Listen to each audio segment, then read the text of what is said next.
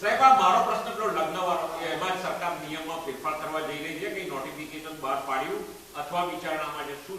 આખી વાત વિચારણામાં છે, આપણા ધ્યાનમાં પણ છે ને એ વાત પણ અમારા મંત્રીશ્રીએ મૂકી છે. માનનીય નાયબ મુખ્યમંત્રી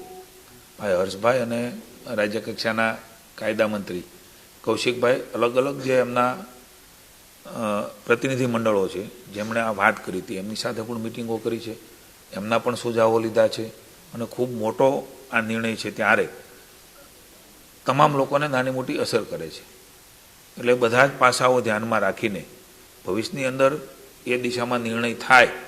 એમના માટેની અત્યારે સરકારમાં ચર્ચાઓ ચાલી છે. નિર્ણયથી આપને ચોક્કસ કહીશું. આપણા માટે કોઈ પણ બાબત હોય, કારણ કોઈ પણ હોય, પણ આ પ્રકારની દીકરીઓ ની જે આપણે વાત કરી છે આપણા સૌ માટે અતિ ગંભીર છે, અતિ દુઃખદ છે. કારણ કોઈ પણ હોઈ શકે, સામાજિક હોઈ શકે, અન્ય હોઈ શકે, પણ સમાજ માટે જાગૃતિનો વિષય છે, સરકાર માટે તો છે ને છે. હું સમાજને પણ કહું છું કે આપણે જાગૃત રહીને કેટલીક વાર સંમતિ કેટલીક વાર અસંમતિ આ બધી બાબતો પણ હોઈ શકે, પણ હું એવું માનું છું કે આંખ ઉઘાડનારી ઘટના એ આપણા માટે હોઈ શકે. રાજ્ય સરકારે જે કરવાનું છે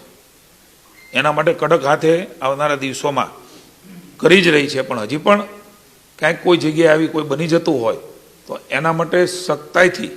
એનો અમલ થાય. પણ હું વિનંતી કરું છું કે કોઈ પણ સરકારો હોય, કોઈ પણ વ્યક્તિ હોય, કોઈ પણ સમૂહ હોય કે કોઈ પણ કંપની હોય, એ માત્ર સખ્તાઈથી આવા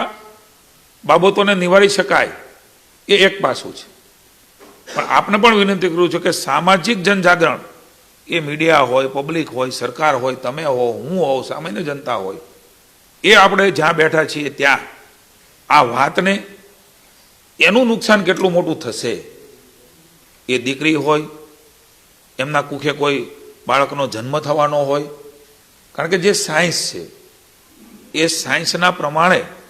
એ ગ્રોથ થતો હોય છે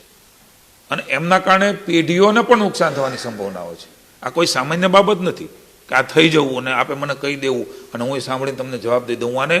ખૂબ સંવેદનાથી લઉં છે, રાજ્ય સરકાર સંવેદનાથી લે છે, કારણ કે પેઢીઓની પણ મુશ્કેલીઓ એ કોઈ એક બાળક પૂરતી નહીં, એ બાળકમાં કોઈ ખામી રહે તો એમના બાળકમાં પણ શક્યતાઓ રહેલી છે કે મુશ્કેલીનો સામનો એ સમગ્ર કુટુંબે કરવો પડે. એટલે મારી તો જનજાગરણ માટે જ્યાં ઘટના બનતી હોય, જ્યાં સતર્કતાથી જે લોકો સમાજ જાગૃતિનું કામ કરે છે, એ પણ એ ખાટલે બેસીને, શેરીમાં બેસીને, પ્રસંગોમાં ભલે કોઈ એક જગ્યાએ પ્રસંગ બન્યો હશે, સરકાર સરકારનું કામ કરશે, કાયદો કાયદાનું કામ કરશે, પણ એ વાતને લઈને આપણે જ્યાં બેઠા છીએ ત્યાં પણ આ વાત મૂકે તો મને એમ છે લાકડીઓ તાર એ ખૂબ સારી રીતે પહોંચાડી શકશું. આપની પાસે પણ મારી વિનંતી આપ કરી જ રહ્યા છો, પણ વિશેષ રીતે જ્યાં આવી બાબતો દેખાય ત્યાં એના એપિસોડો, એમના દૂરગામી પરિણામો જ્યાં મળ્યા હોય એમને પણ મને એવું લાગે છે કે આપણે સહિયારી રીતે એમને લોકો સમક્ષ મૂકવા જોઈએ.